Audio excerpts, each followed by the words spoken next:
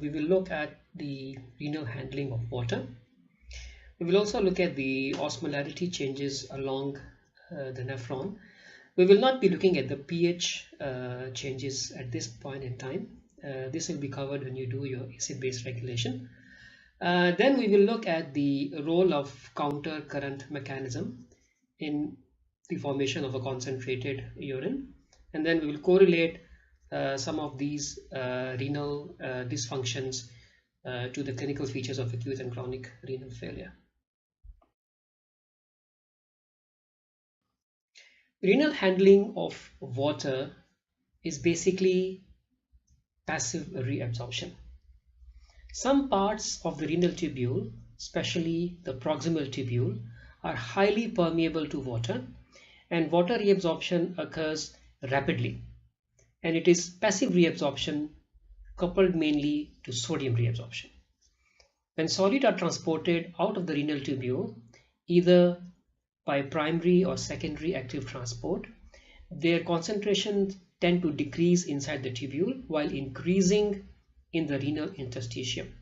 So this creates a concentration difference which causes osmosis of water in the same direction that the solutes are being transported.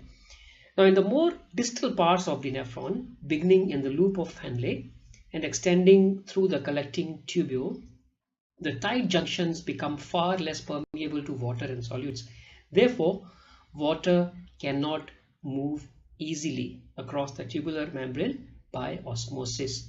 However, as we saw in the previous lecture, and we will see again in this discussion, that antidiuretic hormone or ADH plays an important role in the collecting ducts by greatly increasing the water permeability and allowing the water reabsorption there.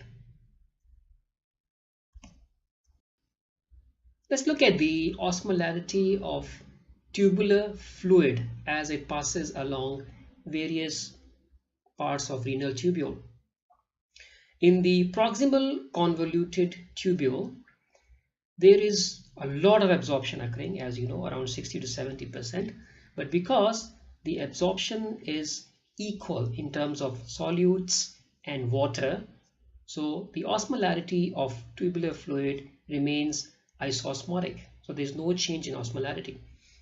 But when this fluid passes through the loop of Henle towards the lower part of the loop of Henle, because of increased water reabsorption and not so much of solute reabsorption, the osmolality of fluid becomes hyperosmotic. This will become clear when we will discuss the countercurrent mechanism later. When the fluid moves up the thick ascending portion of loop of Henle, as you remember, this part is impermeable to water, but there is a lot of sodium reabsorption occurring here. Because of this, the fluid becomes hypoosmotic. Again, it remains hypoosmotic while passing through the distal tubule, but again, when it reaches the collecting duct, the lower part of collecting duct, because of reabsorption of water as a result of the hormone ADH, this fluid again becomes hyperosmotic. Now imagine if someone drinks 1 liter of water. This water will be added to the plasma, and when you add a large amount of water into the plasma osmolality should decrease, but that doesn't happen because kidneys take charge. What kidneys do, if you look here, suddenly the urine flow rate will increase dramatically and the urine osmolarity will actually decrease dramatically, because what is happening right now, the urine is produced at a very high rate, but the urine that is produced is very low in osmolarity. So there is a lot of water in this urine but very little solutes. And if you look here, even though the urine flow rate from 1 milliliter per minute becomes about 6 milliliters per minute, the amount of solute excretion by the kidney, remains relatively constant. So basically, the kidney get rid of the extra water without losing any solutes which are required by the body. And if you look again at this one, the urine osmolality from about 600 milliosmoles per liter can go down to as low as 50 milliosmoles per liter. So this is the magnitude of adjustment by the kidney if large amounts of water, for example, are added to the extracellular fluid or plasma. Now the kidneys conserve a concentrated urine, the other extreme. If someone is dehydrated, the kidneys need to conserve water. The urine volume should decrease. So the human kidney is capable of producing a maximal urine concentration of up to 1400 milliosmoles per kg, 4 to 5 times the osmolality of plasma. Now this is achieved by two mechanisms, ADH hormone and the countercurrent mechanism.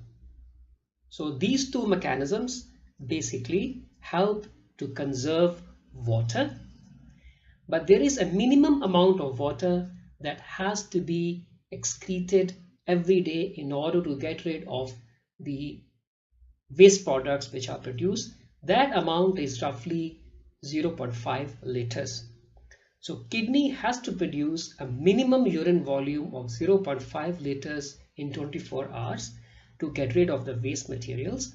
Any amount of water that is excreted above 0.5 liters in 24 hours is actually extra water, which can be conserved if the body requires the water to be conserved. Now let's look at the ADH hormone. This hormone actually is a peptide of 9 amino acids, a very small peptide secreted by the posterior pituitary gland.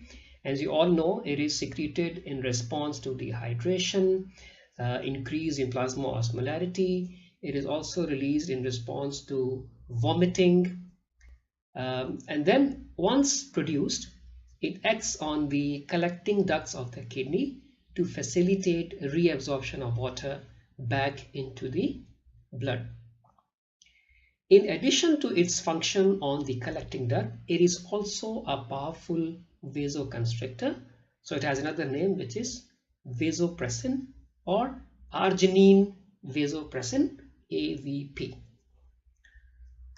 Now looking at the mode of action of ADH or AVP on the cells in the collecting tubules.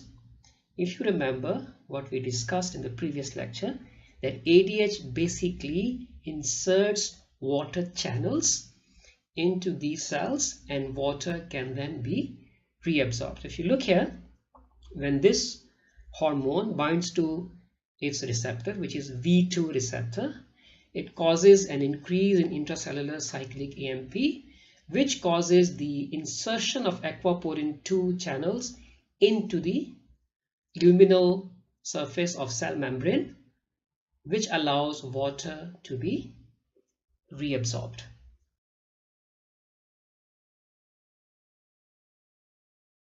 Now, if you look at the effect of ADH, the diagram on the left shows you a condition where ADH is not present.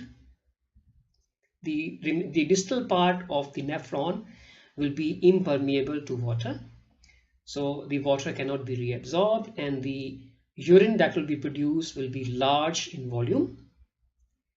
If you look at the right side of the picture, now the ADH is present. It acts on the cells in collecting in distal convoluted tubule and the collecting tubule collecting ducts, causes the water to be reabsorbed. In this case, the urine which is produced is small in volume and highly concentrated. Now let's look at the condition where ADH is missing or it is less in amount. ADH deficiency is known as diabetes insipidus, and as you can imagine, with ADH deficiency there will be large amount of urine produced, as the kidneys will not be able to reabsorb water from the distal parts of the nephron. So this condition, if it is due to deficiency of ADH, it is called central diabetes insipidus.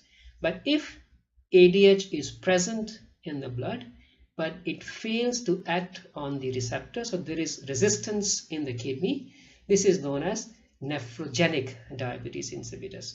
But in both cases there will be very large amount of urine produced.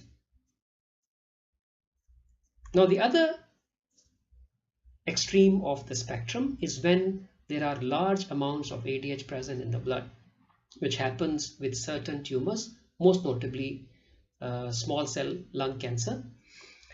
And this is known as SIAD, or syndrome of inappropriate ADH secretion. As you can well imagine now, in these patients there will be very small amount of urine and very concentrated urine produced. Now let's look at the countercurrent mechanism. As I told you earlier, there are two factors that allow kidney to conserve water. One is ADH and the other is countercurrent mechanism. How does this work? This countercurrent mechanism works by creating a hyperosmotic renal medulla. So the environment around the tubules becomes hyperosmotic. This depends upon the special anatomical arrangement of the loops of Henle and Vasa recta, the peritubular capillaries, which are following the loops of Henle. Now, if you remember from your anatomy lessons, there are two types of nephron in the kidney. Most of the nephrons are called cortical nephrons. They don't have a long loop of Henle, and their loop of Henle actually reaches just into the outer zone of medulla. There are about 20 to 25% of nephrons which are called juxtamedullary nephrons. These nephrons have very long loops of Henle which go all the way deep into the inner zones of medulla. It is these nephrons which actually play a role in creating this hyperosmotic interstitial medulla. If you look at this picture here, the osmolality of interstitial fluid is in almost all parts of the body is about 300 milliosmoles per liter, and as you can see here, it is 300 milliosmoles per liter around the proximal tubule. But as we go down the loop of Henle, the osmolarity of the interstitial fluid gradually increases, and by the time we reach the tip of the loop of Henle, the osmolarity of the medullary interstitium has become 1200 milliosmoles per liter. What it means? Hyperosmolarity means that this area, which is around the renal tubules, has accumulated a large amount of solutes in great excess to the water content. What are the major factors that help create this kind of hyperosmolarity in the medullary interstitium? So there is active transport of sodium ions, co-transport of potassium, chloride and other ions out of the thick portion of the ascending limb of loop of Henle into the medullary interstitium. And if you remember, the ascending limb of loop of Henle is impermeable to water. It actively reabsorbs a lot of solute. So when you are absorbing a lot of solutes, without water, the environment around the tubules will become hyperosmotic. Also, active transport of ions from the collecting ducts also into the medullary interstitium. So they also contribute to this hyperosmolarity in the interstitium in the medulla of the kidney. Another factor which is important is that there is some diffusion of urea from the inner medullary collecting ducts also into the medullary interstitium, and urea is also an osmotic substance, so it will help in creating this hyperosmolarity. And there is diffusion of only small amounts of water from the medullary tubules into the medullary interstitium. Remember different parts of loop of Henle. The descending limb of loop of Henle is very permeable to water, and if there is any movement of ions across the tubule, water will move along with it. So any change in osmolarity will be quickly equilibrated across the tubule. But when you move to the ascending limb of loop of Henle, it is impermeable to water, but there is active reabsorption of a lot of ions, mainly sodium, but there are many others. So this contributes in creating the hyperosmolarity around the tubules. Now, how the countercurrent mechanism works. Now imagine this is a loop of Henle. All right, the fluid that is passing through the tubule has the osmolarity of 300, which is the normal osmolarity, similar to plasma, and the interstitial fluid which is around the tubules also has an osmolarity of 300. Okay, this is a situation in any part of the body. The interstitial fluid osmolarity and the plasma osmolarity is usually 300 milliosmoles per liter. Now in this tubule, which is the loop of Henle, the fluid is passing through. Now again, let me remind you that descending loop of Henle freely permeable to water, but ascending limb is impermeable to water, and there is active reabsorption of sodium happening there. When this is happening, which means the active reabsorption of sodium in the ascending limb, all right, the osmolarity around the tubules when sodium moves there will become more than the osmolarity which is inside the tubules. So there is a shift of osmolarity because sodium has moved out without the movement of water. Is that clear? All right. Now, as you know, the descending limb is permeable to water. So as there is a difference between the tubular fluid osmolarity and the osmolarity outside, the water, as shown by the dotted arrows here, will immediately start to move out of the tubules to equilibrate the osmolarity on both sides of the membrane.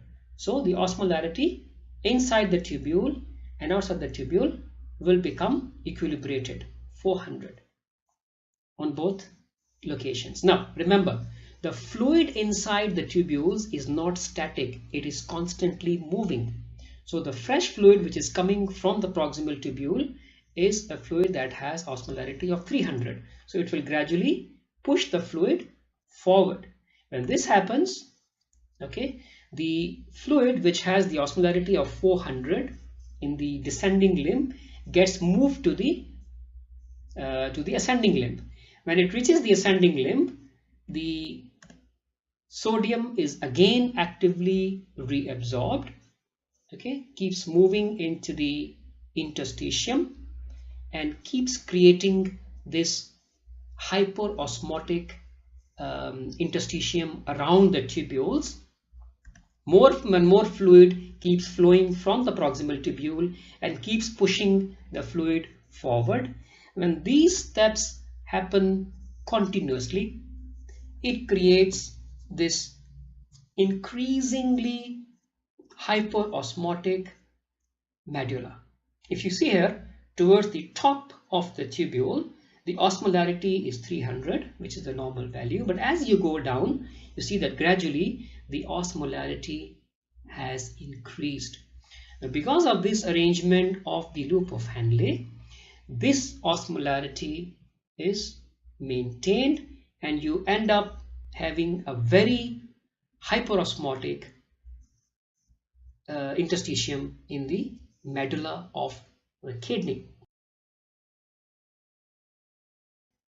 Reiterate how it is maintained, this hyperosmolarity, because of active solute reabsorption from the thick ascending limb of loop of Henle, some solute reabsorption from the collecting ducts, and some urea reabsorption from the collecting ducts. So all these extra solutes which are present in the medulla help create the hyperosmolarity there.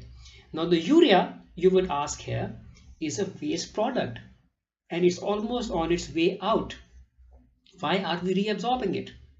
Now this urea does not go back to the blood. Actually, it recirculates here. Let me show you in the next slide.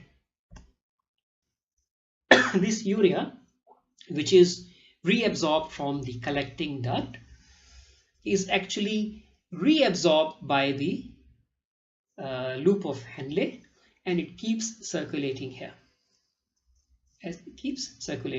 So as you can see that this urea, by circulating through the medullary interstitium, helps in creating this hyperosmolarity in the renal interstitium.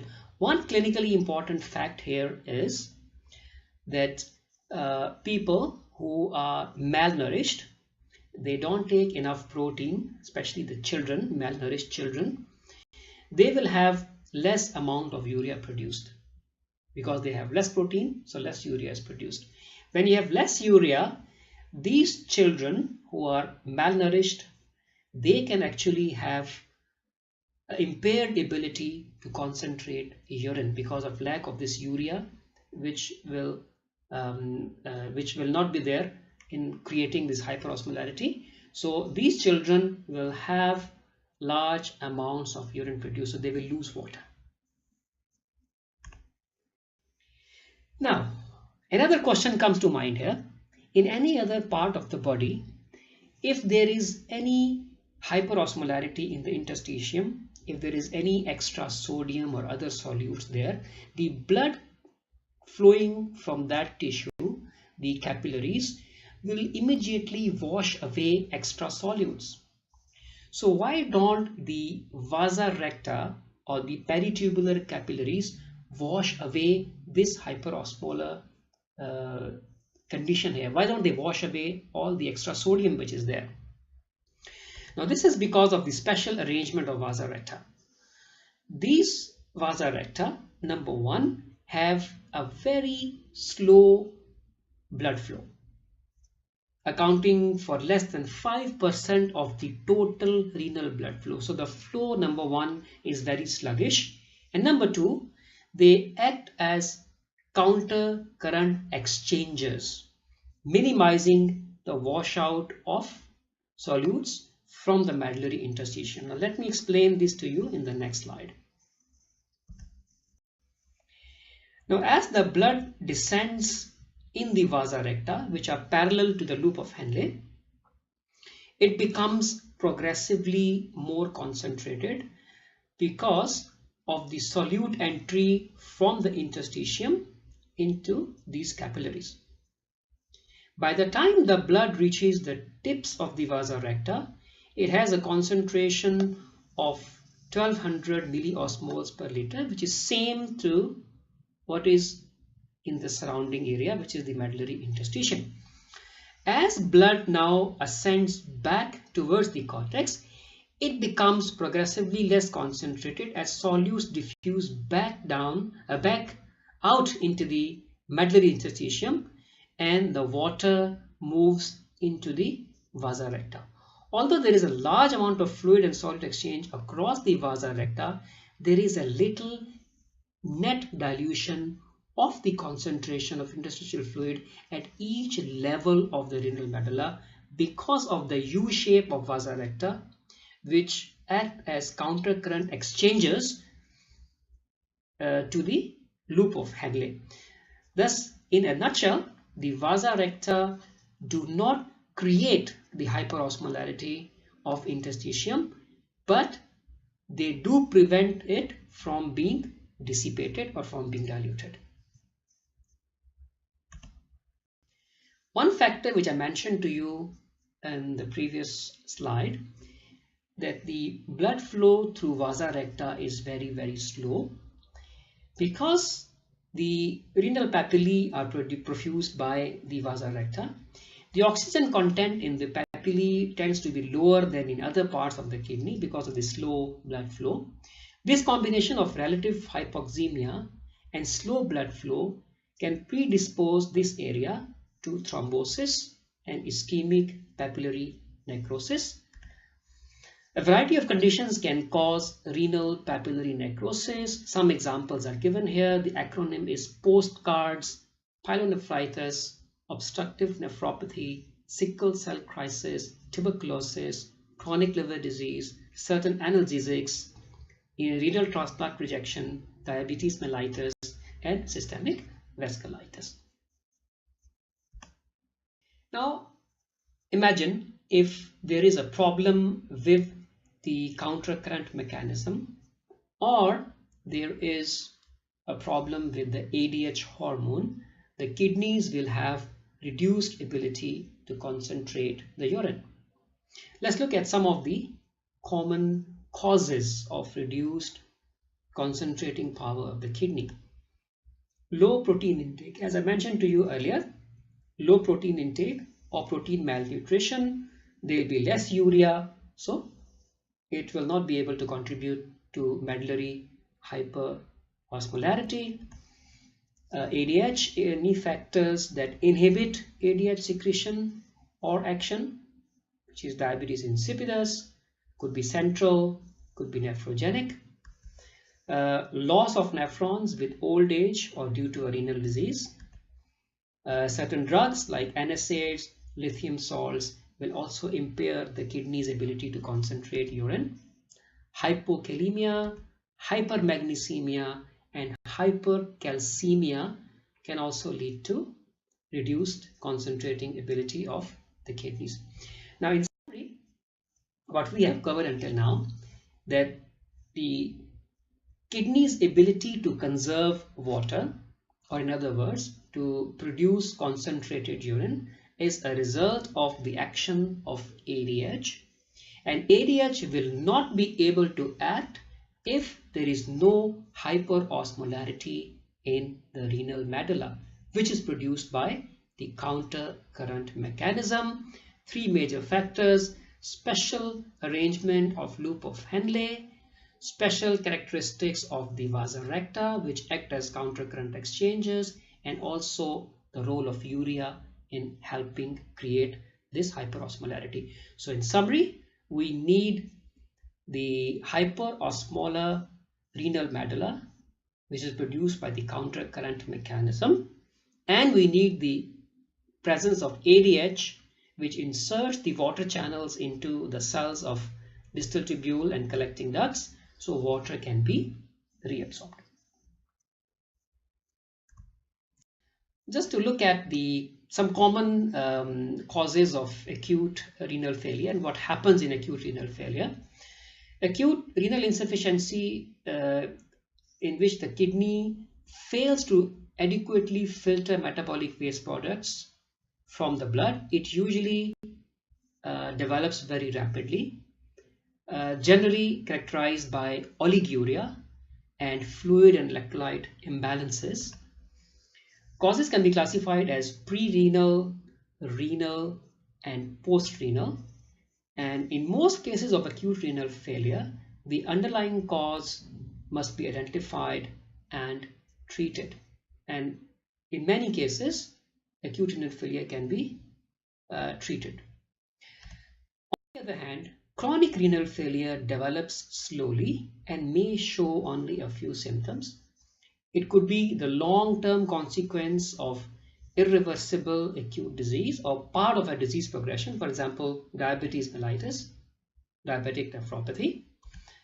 Management of chronic renal failure will include dietary restrictions, controlling the risk factors, and certain pharmacological agents or drugs. As you know, kidney produces certain hormones. Erythropoietin activates vitamin D3. So in chronic renal failure cases, you may have to replace these hormones, erythropoietin and calcitriol. And eventually, chronic renal failure may lead to complete loss of renal function. And in that case, either dialysis or renal transplant may be required.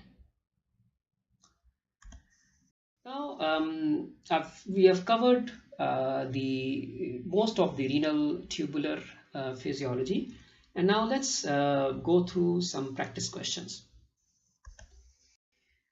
Which substance has the highest renal clearance? If you remember, when I was explaining to you different possible scenarios of substances being filtered, then reabsorbed, and then secreted, which substance you think will have the highest renal clearance? This is para-aminohippuric acid, or PAH, and if you look here, okay, it is filtered and then it is also excreted. Almost all of it is excreted. Very small amount is remaining in the renal venous blood, and this is used to calculate renal plasma flow. Another question now. At plasma concentrations of glucose which are higher than that occur at transport maximum, what will happen? Clearance of glucose will be 0. Excretion rate of glucose equals the filtration rate of glucose. Reabsorption rate of glucose equals the filtration rate of glucose, or excretion rate of glucose increases with increasing plasma glucose concentration. And if you remember, when we discussed the concept of tubular maximum and the concept of renal threshold, when the renal threshold is reached, the excretion rate of glucose will increase with increasing plasma glucose concentration. Question number 3. Negative free water clearance will occur in which person? A person who drinks 2 liters of distilled water in 30 minutes, or someone who begins excreting large volumes of urine with an osmolality of 100 milliosmoles per liter after a severe head injury, or someone who's receiving lithium treatment for depression and has polyuria which is unresponsive to the administration of ADH, or someone who has carcinoma of lung and excrete urine with an osmolarity of 1000 milliosmoles per liter. It is this one. He has carcinoma of lung and excretes urine with an osmolarity of 1000 milliosmoles per liter. What is happening here? If you remember, I told you certain tumors produce ADH. Now there is large amount of ADH, which means this person is reabsorbing a lot of water. So the urine that is produced is highly concentrated, which means there is no free water excretion happening in this person. All right. Just to clarify, the first 3 conditions, there is positive water clearance, which means there is water being excreted in addition to the minimum water which is required by the kidney to excrete solutes. But the last one is where you have negative free water clearance because of high levels of ADH. All right. These are the causes of these conditions. And free water clearance is used to estimate the ability of kidney to concentrate or dilute the urine. Free water or solid free water is produced in the diluting segments of the nephron, which is the thick ascending limb and the early distal tubules. Alright, in the absence of ADH, this water will be lost. So we say free water clearance is positive. But in the presence of ADH, this water will be reabsorbed and we say that the free water clearance is negative. Alright, the last question. A man presents with hypertension.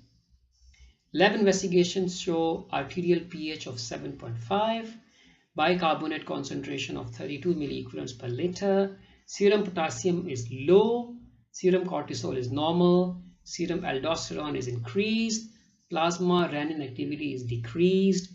Which of the following is the most likely cause of his hypertension? Cushing syndrome, Conn syndrome, renal artery stenosis, or pheochromocytoma? The answer is Conn syndrome. And what is Conn syndrome? It is primary hyperaldosteronism, which means there is high levels of aldosterone hormone. What it does? It causes reabsorption of sodium and excretion of potassium.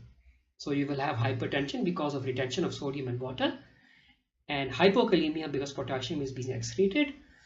Potassium is very closely linked to acid-base balance, so there will be metabolic alkalosis, and of course elevated serum aldosterone, and there will be decreased plasma renin because there is hypertension, so plasma renin will be decreased. I have created this Padlet wall, so I would like you to post if you have any questions onto this wall, and there are some previous questions and answers there which you can glance through, and I hope to receive some questions from you and continue the discussion on this online discussion board. With this, we come to the end of today's topic. Thank you very much.